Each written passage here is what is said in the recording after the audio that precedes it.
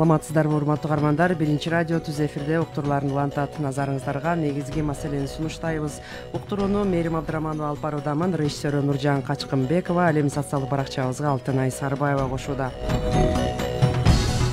Ышка каршы күрөш уланууда. Түтүндүн пайда болуу себептерин экологдор автоунаалардан бөлүнүп чыккан газдар, борбордук ТЭЦ, жер үйлөрдө жагылган от климат шартына байланыштырып келет.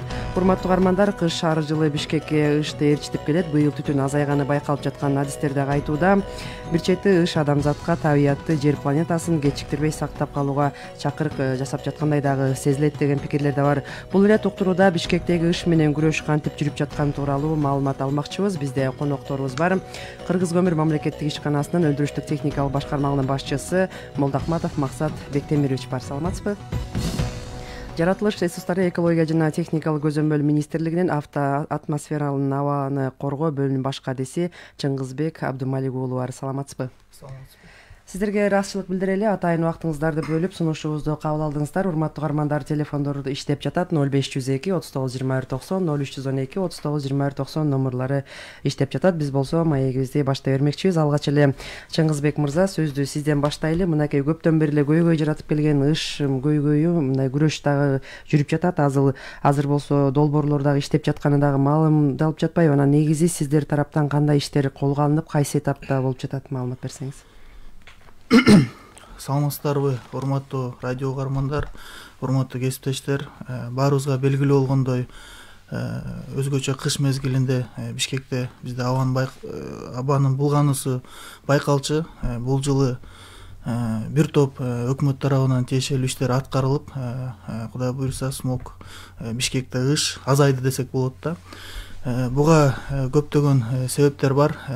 Өткөн жылкы ышка байланыштуу Кыргыз Республикасынын министрлер кабинетинин төрагасы Акылбек Үсөнбекович Жапаров тарабынан анын буйругу менен 11 министрлик ведомстводон турган мекемелер аралык комиссия түзүлгөн. Аталган комиссия ишин баштагандан тартып бүгүнкү күнгө чейин 10 отурум болуп өттү. Бир отурум министрлер кабинетинин төрагасынын орун басары Бакыт Эргешевичтин жетекчилиги астында өткөрүлдү да. Анан мурдагы алгачкы жыйындар менен бүгүнкү жыйындарды салыштырып көрсөк, аябай мындай масштабдуу иштер аткарылды да. Бир 40 пункттан турган иш-чаралар планы түзүлүп, дээрлик көпчүлүгү аткарылды десем болот да. Мисалга айта кетсем, Газпром Кыргызстан ишканасы менен биргеликте бүгүнкү күндө 20.400дөн ашуун турак жай газдаштырылды. Бүгүнкү күндө 14.600 ашуун турак үйдүн от казандары бүгүнкү күндө газ менен жылытылып атат да. Буну менен биз Бишкек шаарында 12.000 тоннадан ашык көмүрдү жагууну кыскарттык да. Башкача айтканда 12.000 тонна көмүр жагуу чектелди.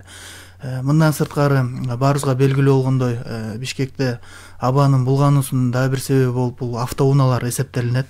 Өзгөчө жанагы микроавтобустар, оор жүк ташуучу унаалар, ошолор дагы өзүнүн аябай таасирин берип келет да абанын булганышыначы. Муну жокко чыгаруу максатында өлкө жетекчилиги тарабынан аябай мындай жеке тапшырма болуп, автобустар бүгүнкү күндө келип атат. Тагыраак айтсам, бүгүнкү күндө 850дөн ашуун автобус, жанагы чоң автобустар, газ менен жүрүүчү экологиялык таза автобустар келди.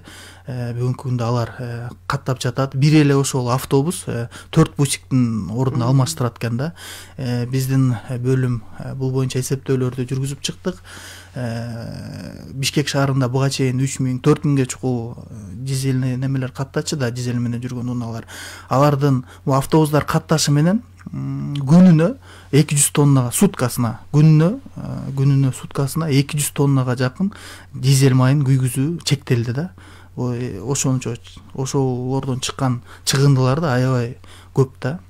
Андан сырткары айта кетсем дагы Бишкек жылуулук энергонун 74 от казаны бар. 22 бүгүнкү күндө альтернативдүү энергиянын булактарына өткөрүлдү. Мындайча айтканда газ отундары менен жылууланып атат да. Муну менен бүгүнкү күндө 3600 тонна көмүрдү жагуу кыскартылды да. Бул дагы өзүнүн жемишин берип жатат. Бүгүнкү күндө баарыбыз көрүп атабыз, ыш азайып атат да. Ушундай иштердин натыйжасындачы. Дагы суроо берсеңиздер, көптөгөн иштер аткарылып атат, анан суроо берсеңиздер дагы жооп берем. Азыр биз ушу Максат мырзага да сөз берели. Максат мырза, негизи калкты көмүр менен кандай камсыз кылып жатасыздар? Канча тонна биз керек деп жатабыз? Өзүңүздөрдүн иш кандай жүрүп жатат азыркы маалда? Саламатсыздарбы, урматтуу угуучулар. Кыргыз көмүр мамлекеттик ишканасы бирден бири иши бул көмүрдү тазалоо жана касуу элге жеткирүү милдеттенмесин алган.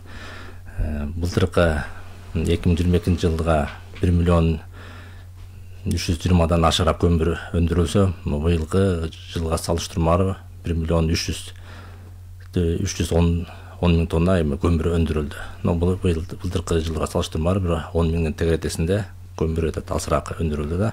Бул жана Чыңгыз мырза айтып кеткендей, жанагы да бир экономдоо, газга өткөнүн себебинен да болушу да ыктымал бул маселе.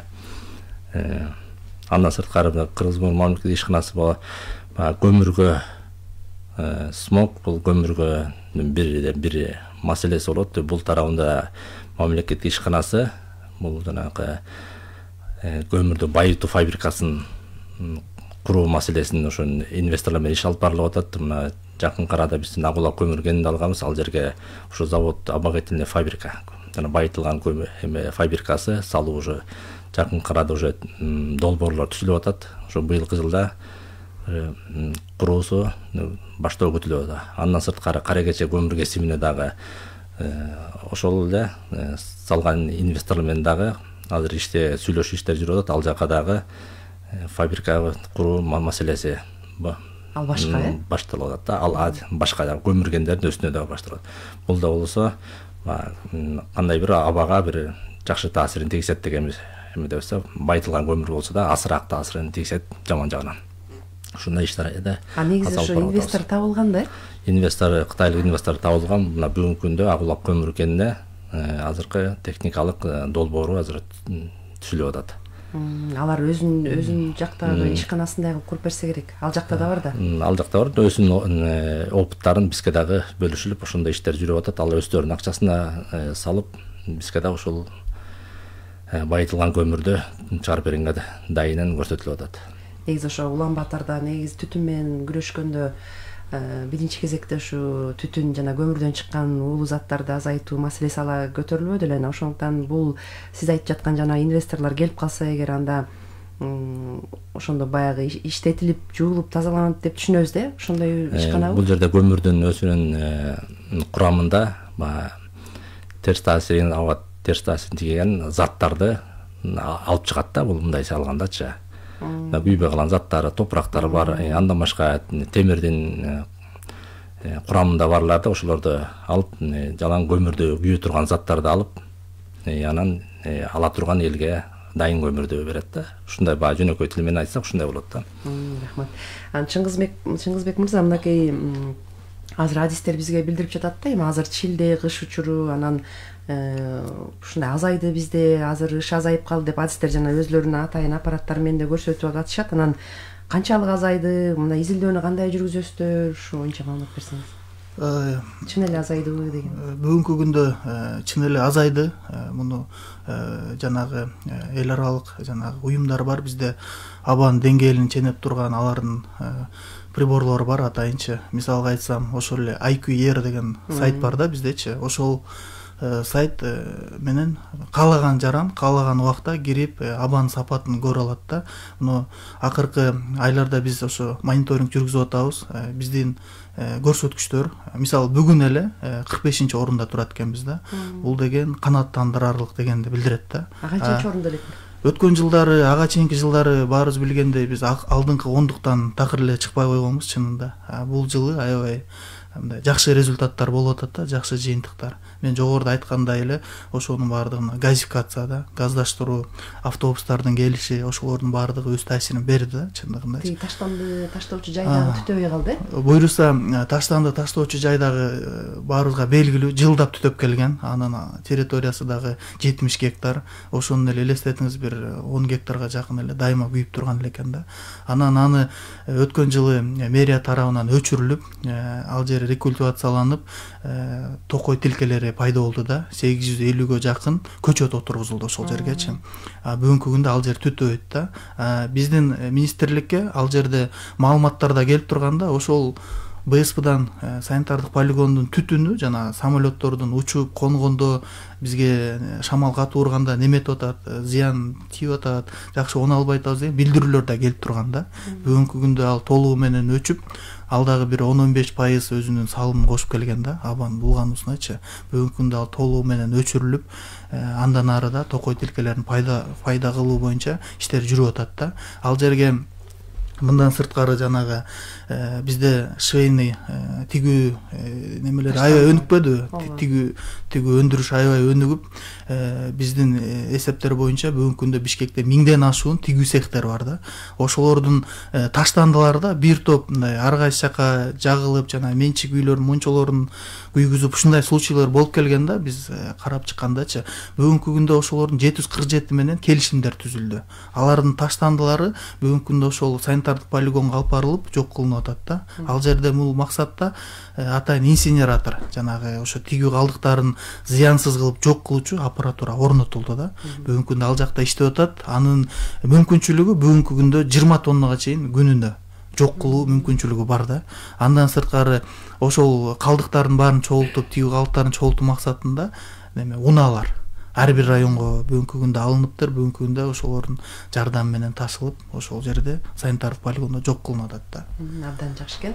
Урматтуу каармандар, телефондорду эсиңиздерге салайын: 0502 39 21 90, 0312 39 21 90 номерлар иштеп жатат. Биз болсо ыштан арылуу аракети жөнүндө сөз кылып жатабыз. Мынакей адистер билдирип жатат бизге, салыштырмалуу бир топ азайып, анан жанагындай дүйнөлүк эл аралык уюмдардын чыгарган жыйынтыктарында дагы биз жакшы орун жыйынтыкка жетип жаткан экенбиз. Анан Максат мырза, негизи өзүңүз деле билесиз да, коомчулук арасында буга чейин деле көмүрдү, кара кеченин көмүрүн же бул көмүрдү жаккыла, бул көмүрдү жакпагыла дегенде маселе болуп кетет. Анан сиз мындай түшүндүрүп кетсеңиз, көмүр бул өзүнчө сорт болуп бөлүнөт да, өзүнчө. Мисалы чийки көмүр же бышкан көмүр деген маселе жок да. Ушуну мындай элдерге түшүнүктүү айтып койсоңуз элге. Көмүр болсо сиз айткандай бөлүнөт. Бул болсо күрөң көмүр, таш көмүр, антрацит, анан кокс болуп бөлүнөт. Биз жагып аткан көмүрлөр ошол эме көмүрдүн өзүнүн сорту ушундай болуп бөлүнөт да. Биз жагып аткан кара кеченики бул күрөң көмүрү болот да. Бул калориясы болсо 3800дөн 6800гө чейин болот. Мына бүгүнкү күндө азыркы лабораториядан өткөн эмеси орто эсеп менен 4200дү көрсөтүп атат. Бул жылдан жылга бул көмүр тереңдеген сайын бул өзүнүн калориясын күчтөйт. Бул таш көмүрү болсо бул жердин астын менен касып алуу ыкмасы менен алат. Бул канчалык көмүр терең жаткан сайын калориясы бул күчтөп турат да. Антрацит бул көмүрдүн күчтүүсү да. Ушундай сапаттарга бөлүнөт. Кара кеченики өзүңүз сөйлөгөндөй күрөң көмүрү деп бөлүнүп, мына бүгүнкү күндө ушул кара кече көмүрү түндүк регионду камсыз кылып келатат да. Жана Бишкек шаардык борборчу жебин келишим түрүндө камсыз кылып атат. Бул жерде таш көмүрлөр түндүк региондо, түштүк региондо көбүнчө ушул жакта жайгашкан. Бул баары тең жердин асты менен алуу ыкмасы менен.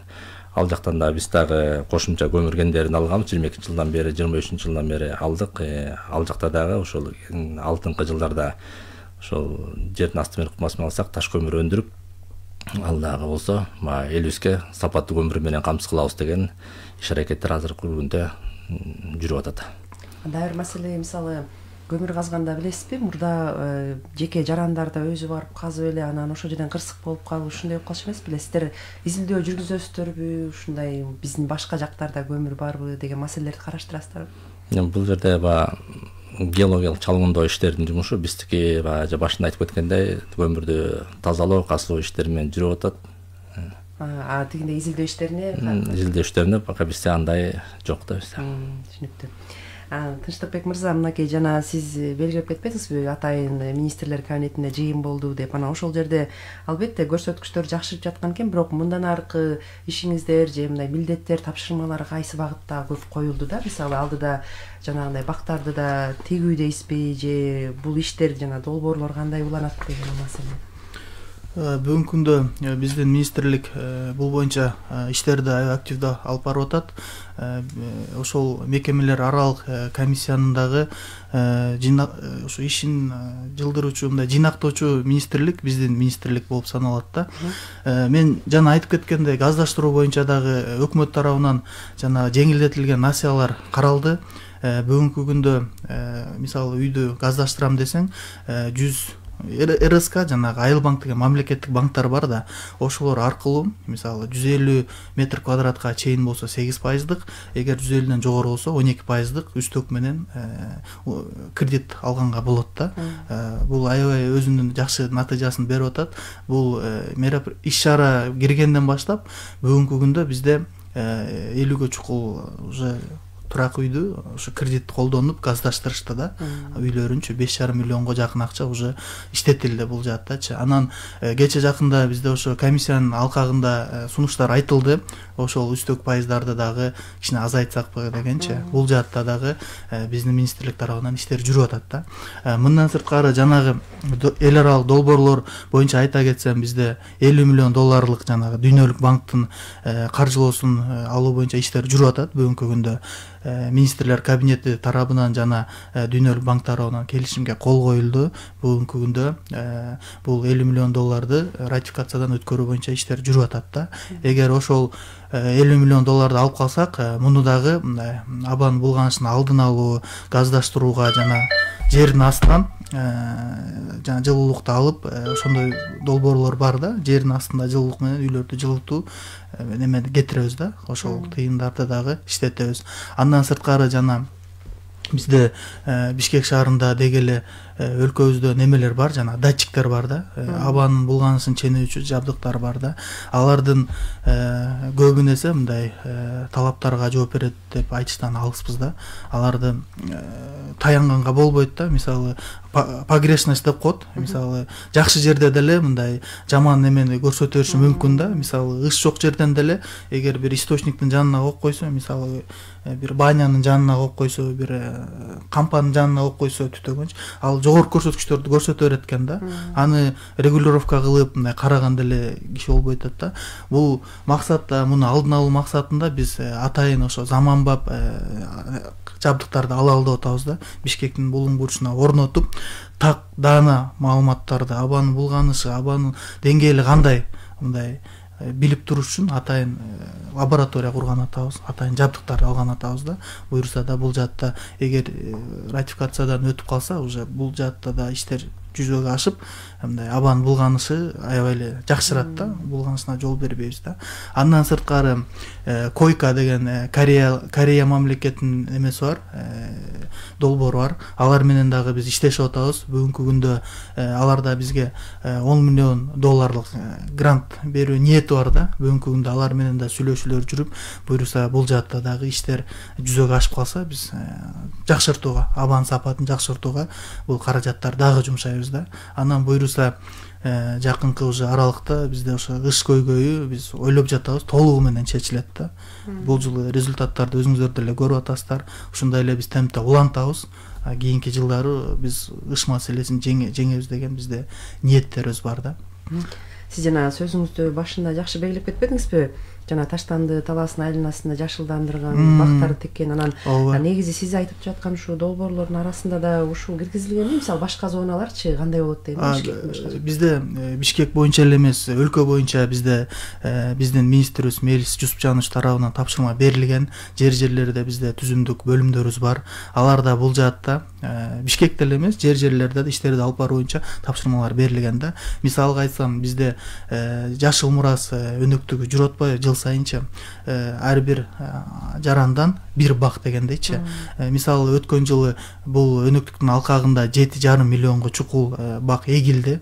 Буюрса бул жылы дагы 8 миллиондон ашып дагы көрсөтүлүп атат да, жакшы жыйынтыктардычы. Анан ошол жана жогоруда айткан $50 миллион алкагында дагы бизде жашыл зоналарды, жашыл аймактарды түзүү боюнча да немелер бар да, компоненттер бар да. Ошол каражаттар алынып калса, өзүнчө мындай жашыл аймактарды, жашыл коридорлорду түзүп, ушундай иштерди алып барабыз да. Жакшы экен, урматтуу угармандар, телефондорду эсиңиздерге салайын. 0502 39 21 90, 0312 39 21 90 номерлар иштеп жатат. Биз болсо ышка каршы күрөш тууралуу маалымат алып жатабыз. Биздин суроолорубузга болсо Кыргыз көмүр мамлекеттик ишканасынын өндүрүштүк техникалык башкарманын башчысы Молдахматов Максат Бектемирович жооп берип атат. Ошондой эле жаратылыш ресурстары, экология жана техникалык көзөмөл министрлигинин атмосфералык абаны коргоо бөлүмүнүн башка адеси Чыңгызбек Абдумалик уулу жооп берип жатат. Суроолоруңуздар болсо байланышка чыксаңыздар болот. Жакшы көрсөткүч, адистер болсо бизде ыш азайып калганын белгилөөдө. Максат мырза, мынакей Бишкек жылуулук электр борборуна көмүр жеткирүү маселесин кандай чечип жатасыздар? Азыр жетиштүүбү? Жалпысынан канча тонна керектелет ал жака? Кайсы жактардан алынат? Быйылкы жылы токтоонун негизинде ТЭЦте өзүнүн 1 миллион 200 миң көмүр керектелсе, анын 600 миңи кабак көмүрү бассейни, бул ата мекендик көмүр, 50 миң тоннасы бул таш көмүрдөн. Калганы болсо коңшу мамлекет Казакстан көмүрү келет. Бүгүнкү күндө биз доогор келишим түзүлгөн, келишим негизинде графиктер түзүлүп, графиктин негизинде бөлүшүп, күз-кыш мезгилинин аягына чейин деп графиктер түзүлгөн. Ошол негизинде көмүрлөр жеткирилип атат. Келишимде бул жерде көмүрдүн сапаттары боюнча өздөрүнүн требованияларын көрсөткөн. Ошол негизинде ар бир келген партиядан да коосу, келген партиядан лабораториялык анализдер жүргүзүп, ошол негизинде көмүрдү алат да. Бүгүнкү күндө ошол көрсөткүчтөрдү биз ошол чектеге келип атабыз, биз ашкан жокпуз да. Андан сырткары бул өзүнүн көмүрдүн сапаты болсо, жаңы долбоор түзүлүп атканда, андан кийин дагы биз лабораториялык анализдер жүргүзүп, бул жерде өзүнүн чектелүү көлөмдө зыянын тийгизбеген нормалар бар. СНИП деп коет, ошол чектен ашылбаган тартипте келип атабыз да. Бүгүнкү күндө биз көмүрдүн ушул 600 миңден ушул жарымынан көбүн азыр биз борборлук жепке киргизип бүттүк. Муну болсо эми апрелдин айына чейин толугу менен жеткиребиз деген милдетибизди аткарабыз. Бул жерде көмүрдү жалгыз эле Кыргыз көмүр жеткирген жок. Бул жерде кабак көмүргендеги жеке ишкерлер бар. Ошол эки менен биргеликте консорциум түзүп алып, ошол менен биргеликте жеткирип атабыз да. Эки тараптуу иштейт. Бул жерден жалгыз Кыргыз көмүр ошончолук жете албайт. Бул Кыргыз көмүрдүн жеке эле Бишкек борборлук эмес, бул калкты жана бюджет мекемелерди дагы түндүк региондогуларды камсыз кылуу иштерин жүргүзөт да. Бул жерде элге кесек көмүрү көбүнчө кесек көмүр керектүү болсо, ошол экинин 90%-ын кара кече көмүр кесибинен өндүрүлөт да.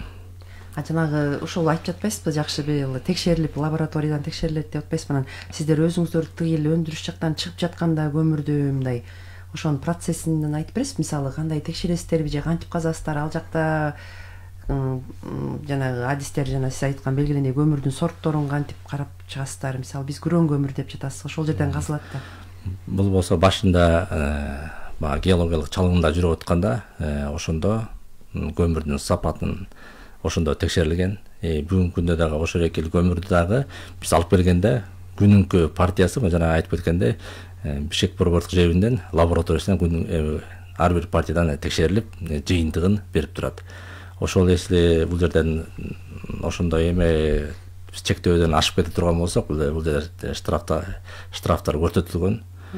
Ошол себептен биз дагы көмүрдү таза алып чыкканга дагычы иш аракеттерди кара кече кесиминде жумушчулар ошол эки менен баардыгын кылдаттык милдетин аткарышат да.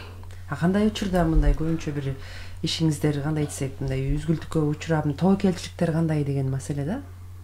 Кээде болуп калат го, бир көмүр ташылбай же мындай айдоочулар дагы өзлөрүнчө нааразы болуп, ушундай учурлар чыгып калганда, мындай кандай учурда ошондой болот да? Мисалы, эртеле да келишимдерди эртеле түзөсүздөр да. Бул болсо ар бир жылдын күз кышым бүткөндө эле токтом чыгат. Ошо токтом чыгып эле ошо негизинде келишимдер түзүп, кандай келишимдер түзгөнү менен эле биз дагы ошол ишти аракеттүүбүздү кылабыз да. Буга чейин сиз айтып кеткендей токтоп калууда болчу. Анан өзүңүздөр белгилегендей 22 жылы биз кошумча көмүр ташуу унаалардын ээлүүнө алганбыз. Ошолор дагы бир топ бизге салымын кошууда. Абдан жакшы экен. Негизи урматтуу каармандар, биз бүгүнкү уктуруубузда болсо ыш маселеси жөнүндө сөз кылып жатабыз. Чыңгызбек мырза жанагы адистердин белгилөөсүндө мисалы жылуулук борбору, жер үйлөрдө жагылган жана от, анан климаттын шартынан сырткары дагы автоунаалардан бөлүнүп чыккан газдар белгиленет да. Сиз белгилеп кеттиңиз, жана газ менен жүргөн автобустар жакшы келип атат. Анан мындай жеке жанагы автоунааларда мисалы учурлар болот атпайбы? Атайын ошо жабдыгын сатып ийген учурлар болот экен да, анын кереги жок дегендей, жана абаны катализатор деп койбу? Ушул маселеге кандай карайсыздар? Дүйнөлүк банктын жанагы Дүйнөлүк банктын изилдөөлөрү бизде бар. Алардын изилдөөсүнө караганда ошо сиз айткан автоунаалар экинчи орунда турат да. Биздечи абанын булганысы боюнча өзгөчө жанагы дизель менен жүргөн чоң машиналар, чоң жүк ташуучу машиналар, бусиктер да.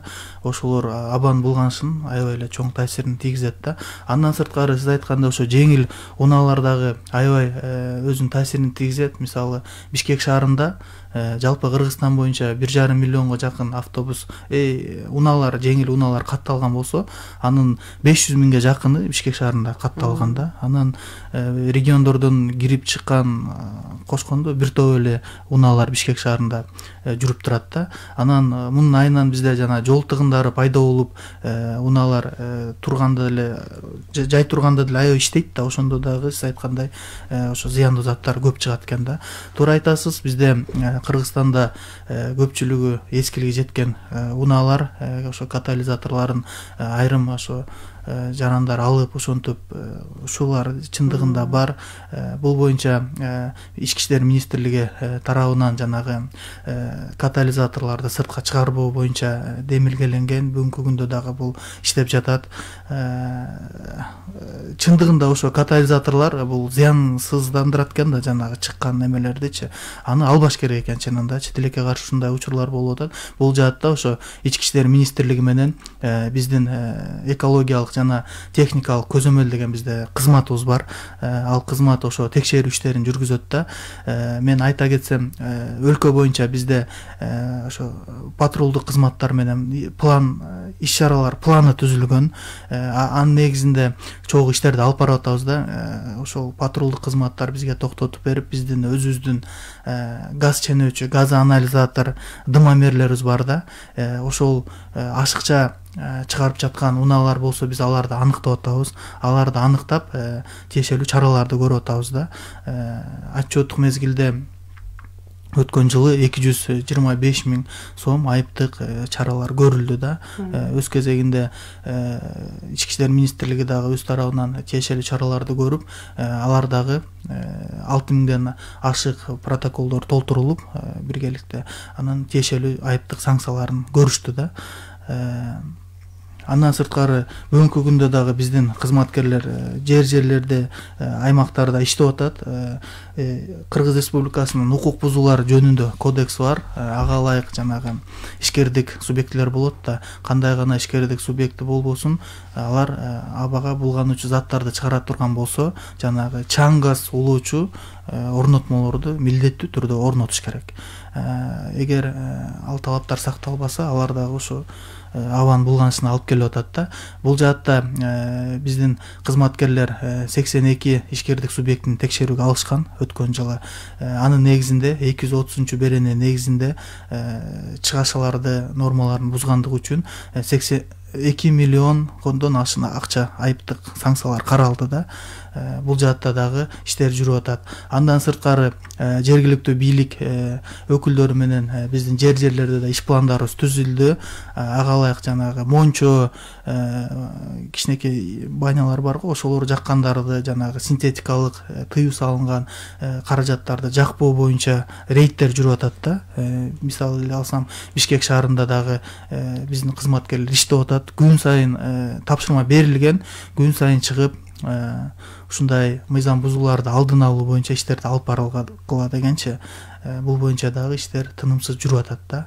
Чыңгыз мырза, ушул жерден дагы бир маселе бар да, мисалы ишкерлерге билесиз да мораторий киргизилген текшерүү. Анан сиздер кандай кылып текшересиздер, же бирөө кайрылыш керекпи ушундай жагып атат деп? Биз сиз айткандай текшерүүлөргө бизге мораторий киргизилген. Биз пландан тышкаркы текшерүүлөр жүргүзүп атабыз. Биздин атайын бөлүмдөр бар. Маалымат каражаттарындагы анализ кылабыз. Эгер маалымат каражаттарына чыкса же бизге арыз менен кайрылуулар болсо, биз ошолорго ыкчам реакция кылабыз да. Ошол кайрылуулар негизинде биз текшерүүлөр жүргүзүп атабыз. Сиз айткандай пландуу текшерүүлөр жүргүзбөй элек бүгүнкү күндө. Пландан тышкаркы гана текшерүүлөр жүргүзүп атабыз. Анын ичинде жанагы ошо арыздар көбүнчө бизге ошол заводдордон келет, жанагы завод фабрикалардан, банялардан келет. Мисалга айта кетсем, жал жанагы Аламидин жогору жагында кирпичный заводдор бар да, ошол жактан бизге арыздар келет. Арыздын негизинде биз аларды текшерүүгө алдык. Көбүн эсе жанагы чаң газ тазалоочу орнотмолору жок, быгуулары жок. Ошол негизинде биз аларга айыптык санкцияларды карап, ишмердүүлүктөрүн токтотуп атабыз да. Ошол эле жана социалдык түйүндөргө чыккан Алькони, Викинг деген эс алуучу жайлар, ошолордун бардыгын биз Минэконом менен макулдашып алып, текшерүү жүргүзүп, ошол чаң газ тазалоочу орнотмолор жоктордун ишин жаап атабыз да. Бүгүнкү күндө пландан тышкаркы текшерүүлөр негизинде гана. Негизи ушул сиздердин аракетке, ишиңиздерге жеке жарандар өзү кандай салым кошо алышат? Мисалы ошол эле тыюу салынган бизде заттар бар да, синтетика, ошол эле текстиль калдыктары, ошолордун жакпай көмүр жакса болот, көмүрдө тыюу салынган эмес, бирок ишмердүүлүк жүргүзгөндө сөзсүз түрдө жана чаң газ тазалоочу орнотмолор болуш керек да. Бул орнотмолор ошол чыккан зыяндуу заттарды машинанын катализаторундай эле да тазалайт. Ошолорун эле коюп койсо эч маселе жок да. Абада булганбайт, бизде да маселе болбойт да. Ошон үчүн биз суранып кетет элек, көбүн эсе ошо ишкердик субъектилер ишкердик жүргүзгөндө алар абага булгучу заттарды чыгарат, көбүн эсечи чыгарат. Ошондуктан милдеттүү түрдө мыйзамда да каралган, бизде экология коопсуздук боюнча техникалык регламент бар. Ошонун 10 беренесинде конкреттүү түрдө жазылып турат да. Абага булганчу заттарды чыгарган ишкердиктин кандай гана түрү болбосун, мамлекеттикпи, частныйбы, милдеттүү түрдө ошол чаң газ тазалоочу орнотмолорду орнотуш керек. Анан тынч иштейбиз. Анан ал тазалайт экен да, фильтр экен да. Милдеттүү түрдө коюш керек ошон үчүн. Ал жаптык өтө кымбат эмеспи? Кымбат деле эмес, эми ишкердик субъектилерде обороттор бир топ эле да. Эми ал бир чаң газ тазалоочу орнотуп койсо, анын ишмердүүлүгүнө биз маселе да болбойт да. Биздин абабыз да булганбайт. Өздөрүнө да жакшы иштеген. Максат мырза, мынакей көбүнчө азыр мурда эсиңизде болсо керек, көмүр Чилде учурларында бир көмүр тартыштык болуп, мындай эл дүрбөлөңгө түшкөн учурлар да болгон да. Анан кандай учурда ушундай маселе жаралат? Анан азыр мындай кооптонуубузга негиз жокпу, же көмүр мындай калкты жетиштүү камсыздалып атабы? Бул жерден буга чейин чындыгында ушундай болуп келген. Жылдан жылга бир айтканда опыт алып дегендей, жылдан жылга тажрыйбалуу болуп, көмүр тазалоо ишти эртерээк башташ керек да. Бул жайкы мезгилде көмүрдү аспай, ошо көмүрдү тазалап кышка дайындаш керек. Бул 22-жылдары жылдары ушундай иш чараларды көрсөтүп, көмүр тазалоо иштерин эртерээк башталганбыз. Ошон 23-жылдагы ошо улантылып, быйылкы жылдагы өсүмчүлөр маалым болгондой кыштагы жылууге болуп, көмүр отуну дагы ажиотаж кылбай, элдер убагы менен алышты. Көмүрдү дагы ошол убакта да биздеги кененге касылган себептен убагында таратылган дагы, биздин кыргыз көмүрү тараптан дагы элге жеткиликтүү баа менен дагы эмелер топ базаларды уюштурулуп, ошол негизинен дагы мына быйылкы жылы көмүр отуну өтө кымбаттаган жок, көмүр да кенен болду. Мындан аркысын техникаларды көбөйтүп, ошол эме ажиотаж кылбай элдерди жеткиликтүү баа менен камсыз кылуу максатында иштерде жүрүлүп атат. Кошумча техникалар, өздүк техникалар алынып атат. Жана айтып кеткендей дагы бир кошумча көмүр кендерин алганбыз. Түндүк регионда бул ачык ыкма менен да Восточный Западный деп жана Агулак деп инвесторлор менен чогуу бир иштер алып берип, буларда кошумча көмүр кендери жетиштүү деңгээлде болот. Жана токтом негизи Кыргыз мамлекетине 3 миллион тегеретесинде көмүр керектелсе, анын жарымы түндүк регион болот да. Мына бул дагы болсо көмүрүбүздү убагында жеткирип, убагында касып дегенде бул кошумча көмүр кендери ушуларга камсыз кылат да. Анан жанагы айткандай түндүк региондо, түштүк региондо да көмүрлөр ачылып атат. Бул да көбүнчөсү түштүк региондо баасы кымбат болуп атат. Бул дагы баасын түшүрүү ыкмасы элге жеткиликтүү баа менен камсыз кылабыз деп ушундай иш аракеттерди алып барып атабыз. Анан конечно көмүр болгон жерде ышка дагы таасирин тийгизет экен. Муну бул альтернативдүү биз көмүр отун же жылытуу альтернативдүү бир источникти тапмайынча көмүр жагып уланып берет. Ошол болгочекте биз дагы өзүбүздү милдетип, кышында элибизди үшүтпөө максатында иштерди алып бара беребиз. Көмүр болсо Кудай шүгүр жетиштүү, запастары көп. Ушунун аркасында иштерди азыр жүрүп атат да. Сиздер деле четте калбай ыш маселесин ойлонуп, ошо инвестор таап аракет кылып аткан турбайсыздарбы? Анан албетте сиз айткандай көмүрдү такыр жоюп коюу да мүмкүн эмес да, азыр көпчүлүгү көмүр жагат дегендей. Анан Чыңгыз мырза, мындай болуп атпайбы? Мисалы сиз Бишкек шаары жакшы, буюрса азайып калдык, жакшы болуп калдык, бирок мындай аймакты кандай камтыйсыздар? Башка да шаарлар жайакта аба кандай, таза абалы кандай башка өлкө боюнча башка шаарлар? Бүгүнкү күндө биз бардыгын биздин отдел мониторинг кылып турабыз. Жерлерде акыбалдын бардыгын көрүп турабыз.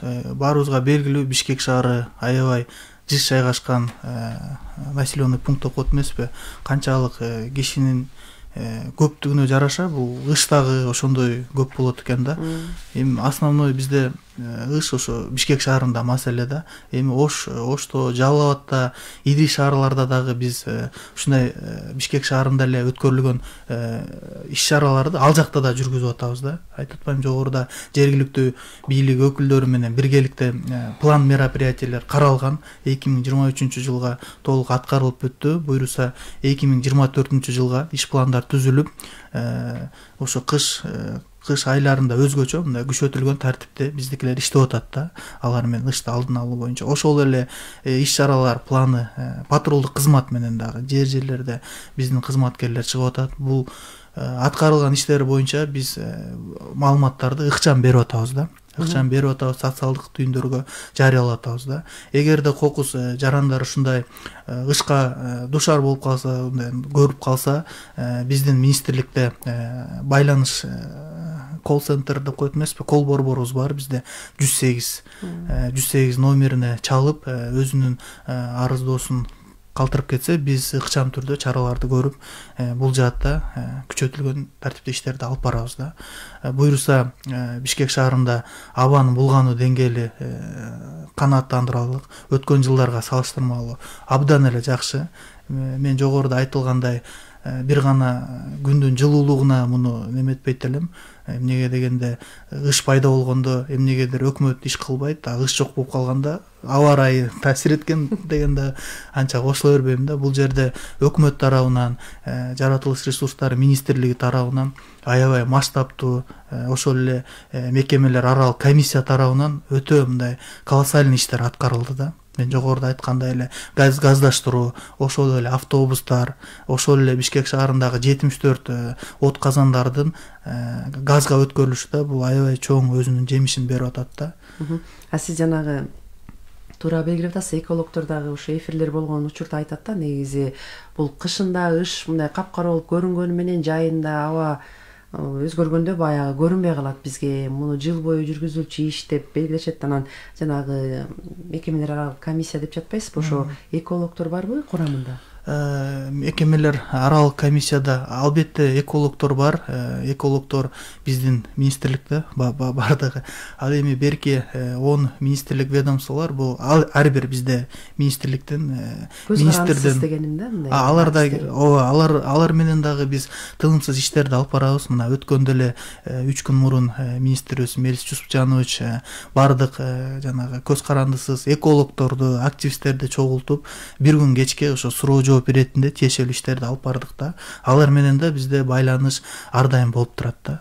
Себеби анткени кээ бирөө баягы ар кимиси ар кандай мындай жыйынтык чыгарып же мындай мүнөздөмө бергенде баягы маалыматтарды ар кандай болуп коомчулукка да туура эмес маалымат кетет да. Ошон үчүн мисалы көмүрдү эле айтып атпайбызбы, көмүрдүн канча сорту бар экен, мына бышпаган чийки деген бул мындай адистердин сөзү болуп атпайбы. Ошондуктан ушул маселеге көз карансыз эксперттер дейбизби, экологдорду кошуп атасызбы? Албетте биздин министрликтин эшиги ар дайым кандай гана экологдор болбосун ачык. Ар кимдин экологдордун кимиси болбосун биз алардын сунушун эске алып, өзүбүздүн мекемелер аралык комиссиянын ишмердүүлүгүндө дагы мындай күндөрдө келип биздин кайрылса болот да. Биз эч качан эч кимге жок дебейбиз да. Бардыгына ачыкпыз бүгүнкү күндө. Азыр угарманды кабыл алып коелук экенбиз. Саламатсызбы, угуп атабыз сизди. Саламатсызбы? Мен атым Асаналы Нарынан чыгып атам. Конокторго өткөндө ушул көмүр боюнча бир передача болгондо айтты эле бир адам. Мындайраак айтканда ошол казылып аткан көмүрдүн 3/1 кытайлыктар казып атат дейт. Эл арасында мындай деген айын сөз жүрүп атат. Ал кытайлыктарды кырышалаган бир жерде кыргызстандыктар бар, автомобилдер дейт. Бул биринчи. Экинчи, ошол Кыргызстандан жумуш жүргүчү жок үчүн ошондой иш болуп атабы же кандай? Ушуга түшүндүрмө берип койсоңуздар. Чоң рахмат сизге байланышка чыкканыңызга. Максат мырза, сиз жооп берет окшойсуз. Мынакей казуу маселесинде кичине мындай туура эмес сөздөр, маалыматтар бар деп атпайбы? Кандай ошол жөнүндө маалымат берсеңиз? Кытайлыктар казабы же? Бул мамлекеттик ишкана бүгүнкү күндө өзүнүн күчү менен эле касып атат. Бул биз жана түштүк региондо бул эсле касылып атса, бул жеке ишканалар менен иштеши ыктымал. Ал жакта бизден мамлекеттик ишканада андай маалыматыбыз жок экен. Но инвестор катары биз дагы бүгүнкү күндө ошол инвесторлор менен сүйлөшүүлөр жүрүп атат. Жана жердин астын ыкма менен түштүк региондо дагы алган көмүр кендери менен касуу боюнча иш алганда иштери жүрүп атат. Муну келишим ошол келишимге если биз ойлогондой сүйлөшүүлөр жүрсө, бизге кандай десем, бизге керектүү жагы көбүрөөк боло турган болсо, ошондо дальше келишимди түзүп иш алып барабыз. Но бүгүнкү күндө кытайлык ишканалар каскан жок. Баары тең лицензиянын баары Кыргыз көмүр мамлекеттик ишканасына тиешелүү. Бул тиешелүү дегенде бул 18 биз лицензия алганбыз көмүр кенен. Бүгүнкү күндө баарын тең Кыргыз көмүрдүк мамлекеттик ишканасына тиешелүү. Өзү казат. Өзү казат. Жакшы экен. Урматтуу армандар, телефондорду эсиңиздерге салайын. 0502 39 21 90 39 21 90 номерлар иштеп жатат. Биз болсо иш менен күрөшүү, калкты көмүр менен камсыз кылуу маселеси жөнүндө сөз кылып жатабыз. Чыңгыз мырза, мынакей негизи жанагы башында долбоорлор жөнүндө айтып кетпедиңизби? Бизде чоң силердин мекеме тарабынан канча долбоор азыр кетип баратат? Анан канча кайсы деңгээлдерге жетти да? Мисалы 3 долбоорбу же 2 долбоорбу? Бүгүнкү күндө абанын булганышына байланыштуу бизде бир долбоор иштеп атат. Экинчи долбоор менен биз сүйлөшүүлөрдү жүргүзүп атабыз бүгүнкү күндөчү. Ошо долбоор эл аралык өнөктөштөрдү ошо тартуунун үстүндө дагы биз иштеп атабыз да. 2 долбоор боюнча бүгүнкү күндө активдүү иштеп атабыз. Сиздер ошо эл аралык долбоор мындай тартуу маселесин айтып атпайсызбы? Ошо эл аралык деңгээлде алар менен кандай иш алып барасыздар же кандай талаптарды коет алар? Сиздер кандай сунуштарды бересиздер? Биздин министрлик аябай көп тармактуу министрлик болуп эсептелинет. Сөзсүз түрдө бизде ошо эл аралык өнөктөштөр менен иштеген бизде атайын бөлүмдөр бар. Алар өзүнүн каналдары аркылуу ошо эл аралык өнөктөштөрдү тартуу, мисалы бир гана биз мисалы айтып атпайм, абанын булганышы боюнча иштеп атсак, башка дагы жаныбарларды коргоо, биоресурстар боюнча дагы кен казуу, ошол эле геологиялык иштер боюнча дагы өзүнчө бир мероприятиялар бар да. Ошо биздин бөлүм ошо абанын булганышына байланыштуу ошо 2 долбоордун үстүндө бүгүнкү күндө иштеп атабыз да. Мен жана мекемелер аралык комиссиянын алкагында да бир ишти айтам деп унутуп калыпмын. Мекемелер аралык комиссиянын алкагында бизде тапшырма болгон. Биз жана жогорку окуу жайларда, мектептерде экологиялык сабатты жоюу боюнча, экологияны жакшыртуу боюнча дагы немелер өткөрүп атабыз да. Сабактарды, ачык сабактарды өткөрүп атабыз. Биздин кызматкерлер жерлерде жогорку окуу жайларга, мектептерге барып, ошол абанын булганышын алдын алуу, экологияга таасирин, терс таасирлерди тийгизбөө боюнча дагы бүгүнкү күндө иштер алып барылып атат да. Өткөн жылы эле биз 400гө чукул мероприятия өткөрдүк да. Жогорку окуу жайларда, мектептерде. Бүгүнкү күндө дагы биз Бишкек шаарында жайгашкан жогорку окуу жайлар менен макулдашып, алардын дагы экология жаатында окуган адистерин өзүнүн мекемеге алып келип, көрсөтүп, ачык сабактарды ушундай өткөрүп атабыз да. Ушундай дагы бизде. Масат мырза, мынакей Чыңгыз мырза да жакшы маселени белгилеп атат. Анан азыр сиз билесиз да, илим менен тажрыйбаны айкалыштыруу маселеси мындай көтөрүлө баштады да. Анан сиздер мүмкүн келечекте мисалы илимий кызматкерлерди тартуу маселеси, мисалы гендердин баардыгын иштетебиз деп жатпайсыздар, ошолорго менен иштешүү маселеси көтөрүлөбү? Да, бул жерден биз Горный металлургический институт мурунку илгерки Ошурек менен Горный колледждер бар. Ошол тараптан бизге студенттер келет практикага. Ошол практикадан биз дагы ошол жактан адистерди алып калуу боюнча окуп жүргөндө бул бизге теория менен камсыз болсо, иш жүзүндө бул жеринен көрүп ишти кандай алып барыш керек, дагы эмне маселелер болот экен деп ошол биз дагы студенттерге иштерди жүргүзүп атабыз да, үйрөтүү эмес да. Келечекте ошол как адис катары алып калып ишти дагы улантканга деп. Негизи ушу бизде окумуштуулар көп да, кандидат наук окумуштуулар аябай көп да. Анан ошолор мындай сиздерге өздөрүнүн сунушу мененби же мындай кандайдыр бир кеңеши менен дейбизби, келип мындай катышабы иштериңиздерге же андай жокпу катыш? Биз бул жерде ассоциация горно промышленных дегенде бизде мүчөбүз. Ал жерде дагы ардактуу ветерандар бар, ошо Тоген жагындагы адистер, канчада көптөн жылдан бери опуттуу аксакалдарыбыз бар. Алар менен чогуу биргеликте биздин ишмердүүлүгүбүзгө баа бере турган ошол аксакалдар менен дагы чогуу кеңешип, алардын дагы биз дагы опуттарын бөлүшүп турушат. Биз дагы ошолор менен жараша ишибизди алдыга алып, кемчиликтерди ошо жойгонго аракет кылып турабыз. Жанагы азыр билесиз, сиз өзүңүз да жакшы айтып атасыз. Бүт эле өлкө боюнча бүт эле техникалар алынып атат. Көзүңүз көрүп атпайсызбы, кайсы тармак болсо эле келип атат. Анан сиздердин өзүңүздөрдө техникаңыздар жетиштүүбү? Анан заманбап мындай казган техникаларыңыздар, мындай планыңыздар кандай? Барбы, ал жетиштүүбү ал жакта? Бул жерден өсүбүздүн техникабыз албетте жетишсиз. Мына жылдан жылга Тоген техникаларын, атайын техникаларын алынып атат. Мына жакында эле баары тең дизелдик экскаваторлор болсо, мына бул жерден дагы бирден бир эмес, электр экскаваторлорду да ошода караштырылып атат. Жана унаалары топуракты ташыш эле азыр бул жерден конвейерлик лентаны коюу маселе, Ошурек менен жеткирүү, ошо менен топурак ташуу маселелери көрүп, мына жана кытайлык инвесторлор келип көрсөтүп кетти. Мына азыркы өсүңүзгө эме да бир маалымат, биздин жетекчилик тарапта ошо Кытай мамлекеттик инвесторлор менен чогуу азыр иш алып барылып атат.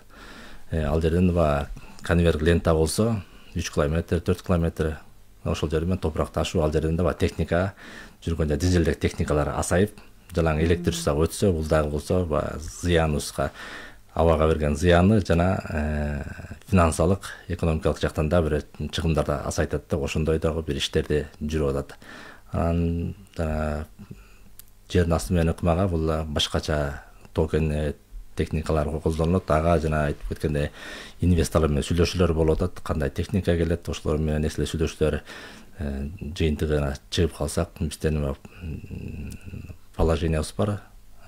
30га 70, 40, 60 деген ошолор маселелер инвесторго жакса, бизге мамлекеттин кызыкчылыгын биринчи очередде эске алуу менен келишим түзүлүп калса, анда ошондой заманбап техникалар менен иштеп иншалла алып барабыз деп атабыз да. Түйшүк да жеңилдейт да. Канча мисалы жана сиз айткан заманбап ташуулар болсо. Буюрса.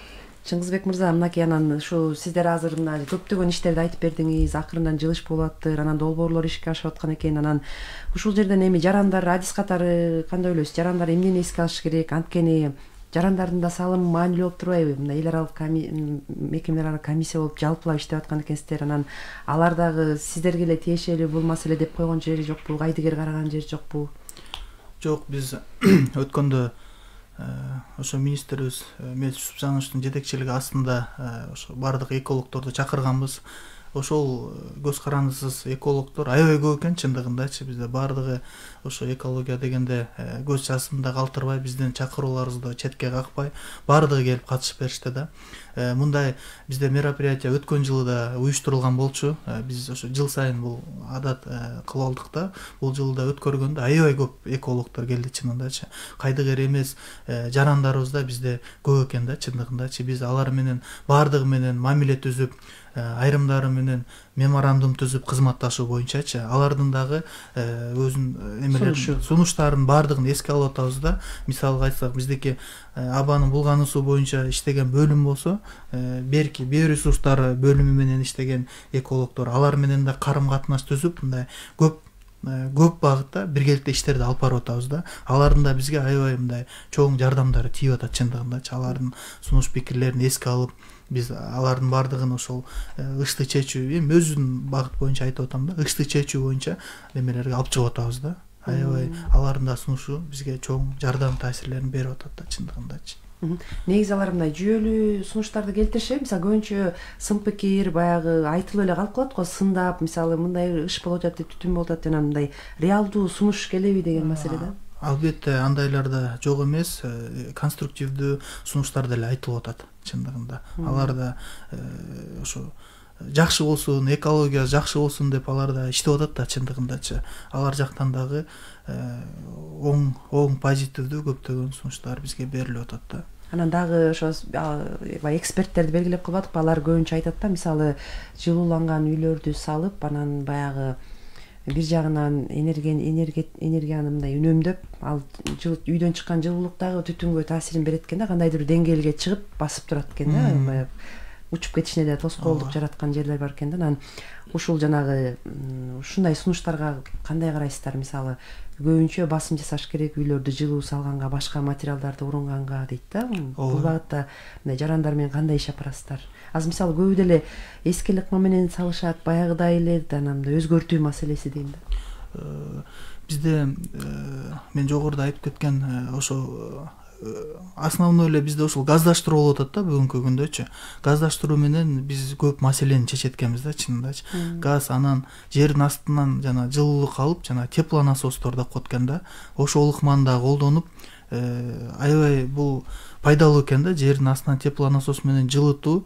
Бул биз болжол менен эсептеп көрдүк да, бир айына бир өтө ызгар суук болгондо 1000 сомдун тегерегинде эле болот экен да. Аябай бул. Ал кандай эмне түшүндүрүп бересизби? Жердин астынан жердин астында жылуулукту менен пайдаланат экен да. Булчу өзүнүн атайын жабдыктары болот экен, өзүнүн орнотуу немелери болуп, проектлери бар экен да. Башка өлкөдөн келет да? Жок, ыкма кимдики мындай? Жок, ыкма бар экен. Бизде кымбат болгондуктан муну көп неме колдонбой келген да. Биз ошо $50 миллион алкагында ошо жеңилдетилген насияларды берип, ошол долбоордун алкагында ошол процесстерди ишке ашырып көрөлү деп атабыз да бүгүнкү күндөчү. Анан основной эле биздин неме бул бүгүнкү күндө газдаштырууга басым жасап атабыз да. 20 миңден ашуун буюрса газдаштырылды. Жылдын аягына чейин дагы газдаштырылса, кийинки жылда эле буюрса кыйла азаят да. Бул жылы биз кыш түшкөндө айткан элек, 10-15%га буюрса азайтабыз деп. Ошол показательдерге бүгүнкү күндө жеттик да. 10-15% ыш, абан булганысы бүгүнкү күндө азайды. Өткөн жылга салыштырмалуу. Газдаштыруу деп калдыңыз, анан көбүнчө азыр мындай газ келгени менен мындай урунбай жаткандар көп да. Мисалы мейли тамак ашына урунсун, бирок мындай үйдү жылытуу маселесине көп, же болбосо жана киргизүү маселеси дагы, анан жана жыйын болду деп атпайсызбы? Ошондо мисалы ушул маселе көтөрүлдү. Албетте. Жарандардын көбөйтүү санын. Чындыгын айтканда жарандар өздөрү кызыктар болуп атат бүгүнкү күндөчү. Биз кайрылуулар аябай көп болуп атат. Элдер өздөрү газдаштыруунун пайдалуулугун сезип, өздөрү аракет кылып атышат да бүгүнкү күндөчү. Ошол негизинде биз айтпадымбы жогоруда 150 метр квадратка чейин 150 метр квадрат 8% болсо, андан жогоруну 12%дык берип атканбыз да негизичи. Айыл банк, анан РСК банк аркылуу.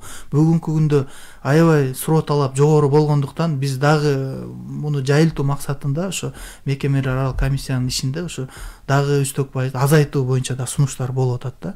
Бул боюнча да биз министрлер кабинетине тиешелүү сунуштарыбызды беребиз. Бул жакта да иштер алып барылса, буйруса дагы газдаштыруу аябай да кубатчын жаят да.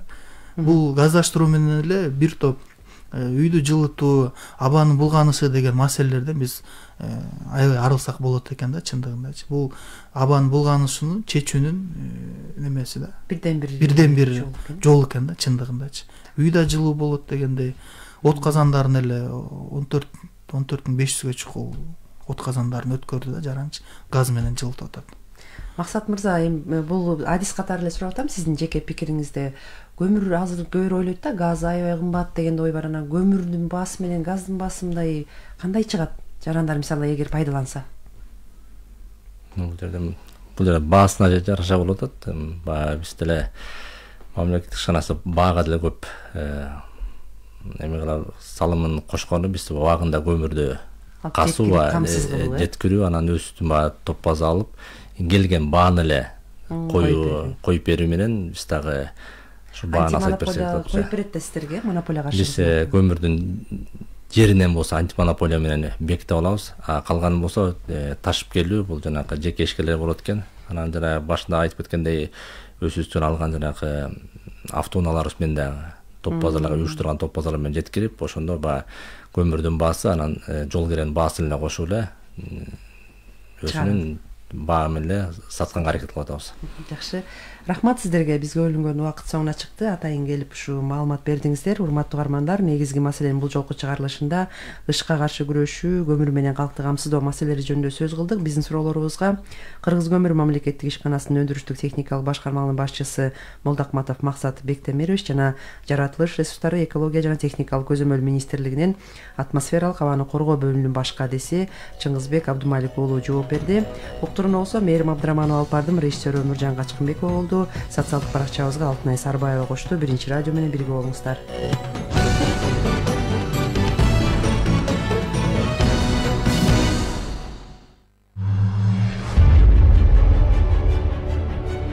Мамлекеттик ипотекалык компаниянын уставдык капиталы 2000